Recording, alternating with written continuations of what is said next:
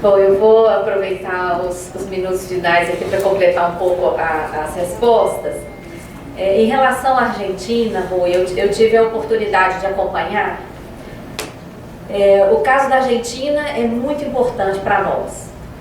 Primeiro porque aqui na América Latina inteira, a história da dívida externa, desde a década de 60 a 90, é idêntica em todos os países. Praticamente todos os países foram submetidos a ditaduras militares. Praticamente todos os países, a partir de 1971, quando os Estados Unidos não, o Federal Reserve Bank, o Banco Central norte-americano, acabou com a paridade do dólar do ouro, e que o presidente norte-americano veio a público anunciar, para continuar essa fachada das pessoas acharem que o Banco Central norte-americano é bem público. Não, ele foi criado privado e ele é privado, sempre foi privado, o Banco Central americano. E eles é que emitem o dólar. Então, dia 15 de setembro de agosto de 71, foi anunciado o fim da paridade dólar-ouro. Isso possibilitou que os bancos norte-americanos viessem oferecendo empréstimos, aparentemente a juros muito baixos, para todos os países latino-americanos. Essa história está contada no livro de um agente do sistema financeiro norte-americano, Confissões de um Assassino Econômico. Tem livro e tem vídeo grátis na internet para quem quer assistir. John Perkins. Então, todos os países e o setor privado se endividou fortemente. E mais grave ainda, qual o setor privado que tinha acesso a empréstimos externos na década de 70? Eram os próprios bancos privados e as grandes empresas multinacionais. A dívida explodiu na década de 70 em todos os países latino-americanos. Na década de 80, todos os países entraram em crise. Por quê? Porque os juros daqueles empréstimos dos bancos, por excesso de liquidez, a partir do fim da paridade dólar-ouro, eles emprestaram a 4, 5% de juros, eles mesmos passaram as taxas de juros para mais de 20% ao ano e provocaram a crise. Isso aconteceu em todos os países. A partir da crise, abriu espaço para a entrada do FMI. Em 1983, Estados Unidos, o FMI entrou no México, na Argentina, no Equador, no Brasil, em todos.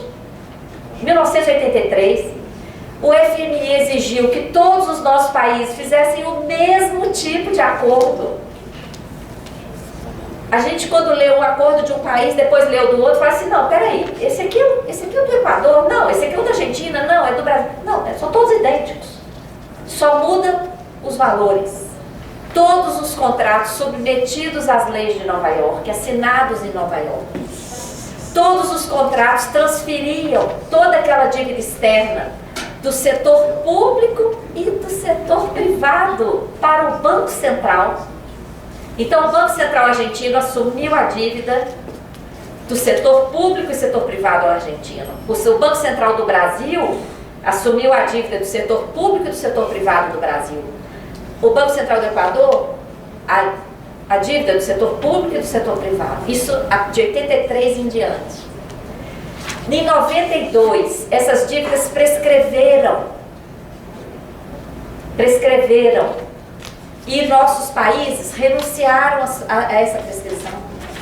Em 94, todos os nossos países se submeteram ao Plano Brady, uma troca daquela dívida contratual em dívida em títulos, que aconteceu em Luxemburgo, para variar. Em Luxemburgo, o mesmo paraíso fiscal. E esses títulos, decorrentes de uma dívida nula prescrita, foram usados como moeda para comprar nossas empresas privatizadas.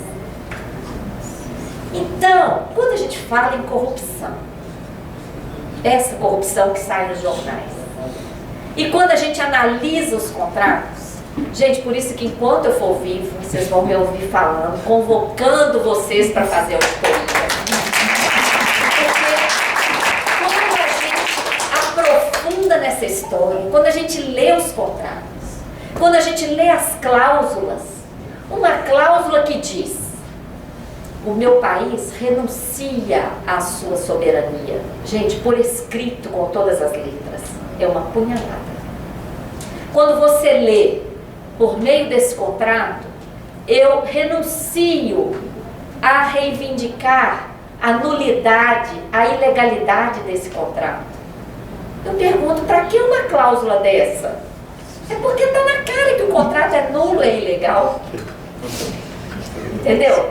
Então, por que para mim é muito fácil falar sobre o caso da Argentina? Porque eu estudei a fundo o caso brasileiro e a fundo o caso argentino, o caso equatoriano, e tive a oportunidade de conviver na auditoria do Equador com um advogado brilhante argentino. Então a gente conversou muito sobre essa situação e fizemos esse estudo comparado das nossas dívidas, entre aspas, dessa profunda história de corrupção institucionalizada no chamado sistema da dívida. Tá? Então, o que aconteceu na Argentina? O Alejandro Olmos, o jornalista, colecionou diversas notícias sobre as ilegalidades da dívida argentina. Entrou com uma ação popular. O juiz falou: olha, muito impressionante todas essas notícias, mas eu não posso proferir uma decisão com base em notícia de jornal. Vocês teriam que ter me trazido a análise documental. Aí ele respondeu para o juiz: eu não tive acesso aos documentos, meritíssimo. Como lá em Portugal vocês não têm acesso aos contratos, e quando tem, está em outra língua, né? Então, o juiz determinou que o Ministério da Fazenda, o Ministério da Economia lá, desse acesso aos contratos ao jornalista Alejandro Olmos. O que ele fez? Convidou um grupo de amigos e eles analisaram aqueles acordos, aqueles contratos. Foi feita uma análise, não chegou a ser feita uma auditoria porque não chegaram à parte contábil, mas fizeram alguns passos de uma auditoria e, com base naquilo, foi proferida uma sentença que condenou a dívida externa argentina. A Argentina tinha uma sentença judicial já declarando a dívida nula, ilegal, ilegítima. Essa sentença saiu no ano 2000. O FMI já havia sangrado toda a economia argentina, junto com os bancos privados, exigindo as privatizações de tudo. Tudo já estava privatizado na Argentina. Quando a dívida chegou num ponto impagável, até porque ela era ilegal e ilegítima, os próprios bancos ofereceram um acordo de dar um desconto de 75% da dívida e aqueles 25% restantes renegociar, mas em que condições? Com base, os juros seriam calculados com base no crescimento do PIB. A Argentina estava muito abaixo de zero, todo mundo sabia que com esse alívio da dívida ela iria crescer. Resultado: a bola de neve da dívida já está instalada lá outra vez. E quando os bancos fizeram esse acordo, um pequeno grupo de detentores de direitos daquela dívida ilegal, ilegítima, já que se nós tivéssemos um governo efetivamente estadista na Argentina, não teria pago quase nada, teria declarado nulidade e a Argentina teria começado um outro capítulo, mas não, renegociou. E nessa renegociação, um pequeno grupo ficou fora, tá? Quem ficou fora daquela renegociação, gente, ficou fora. Aqueles títulos que ficaram fora eram títulos completamente podres. Por quê? Uma das cláusulas daquela renegociação era uma cláusula coletiva que vinculava todos, de tal forma que um não poderia negociar isoladamente. O que um negociasse valeria para todos, ok? Aqueles que ficaram de fora, que não se apresentaram, perderam tudo, porque não entraram nessa negociação. Títulos podres. Esses títulos foram comprados provavelmente por instituições financeiras, que elas eram as únicas que poderiam ter conhecimento deles. Tá? Por que esses fundos se chamam fundos abutres? Porque eles comem carne podre. Tá? Então é isso. Eles pegam esses títulos podres fora de mercado, fora de negociação, que não poderiam ser sequer negociados nem pelo tesouro daquele país, nem em nenhuma bolsa do mundo. É podre. O que eles fizeram? Entraram na justiça americana e conseguiram transformar esses títulos podres em filé mignon, porque a justiça norte-americana declarou que eles teriam direito não só aos termos daquela renegociação, como teriam direito de receber tudo que eles deixaram de receber. Aí a Argentina recorreu e, olha, detalhe, venceu o recurso. Isso foi abafado.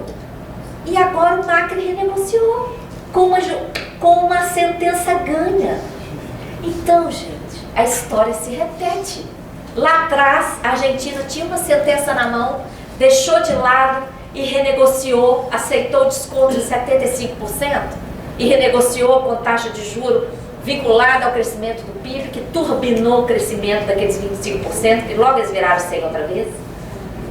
E agora, com uma sentença ganha de novo, faz uma renegociação, julgando o povo na miséria. E os jornais, a grande mídia, elogiando o Macri. Inclusive aqui no Brasil, elogiando o Macri.